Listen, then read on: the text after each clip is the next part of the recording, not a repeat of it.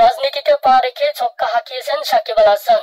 রাজনীতিতে আসার আগে মাননীয় প্রধানমন্ত্রী বলেছেন, তুমি ভাষণ দিতে না পারলেও ক্রিকেটের মতোই রাজনীতিতে একটা ছক্কা হাঁকিয়ে দিলেই চলবে।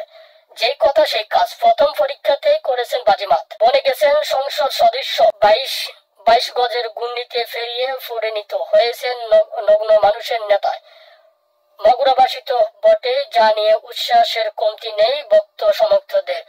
বিপরীতে বেশ রোমাঞ্চিত সাকিব পত্নী। প্রথমবারের জাতীয় সংসদ নির্বাচনে এসে বিজয়ের মালা গলায় নিয়েছেন বাংলাদেশ জাতীয় ক্রিকেট দলের এই অধিনায়ক। মাগুরা 1 আসন থেকে বিপুল ভোটে জিতে সংসদ সদস্য নির্বাচিত হয়েছেন তিনি। ক্রিকেট মাঠে বরাবরই সাকিব আল হাসানের অনুপ্রেরণার উৎস তার স্ত্রী উম্মে শিশির। ক্যারিয়ার মাঠে সাকিবের পাশে আছেন শিশির। যদিও দেশ নেই তিনি, তবে বিজয়ের পর সাকিবকে নিয়ে এক আবেগঘরিত পোস্ট করে তা জানা দিয়েছেন শিশির। শিশির লিখেছেন, একটা নতুন শুরুর জন্য তোমাকে অভিনন্দন প্রিয় স্বামী। তুমি জীবনের প্রতিটা ক্ষেত্রে বিজয় হয়েছিল, যদিও আমি সেখানে ছিলাম না, তবে আমার প্রার্থনা সবসময় তোমার পাশে ছিলাম।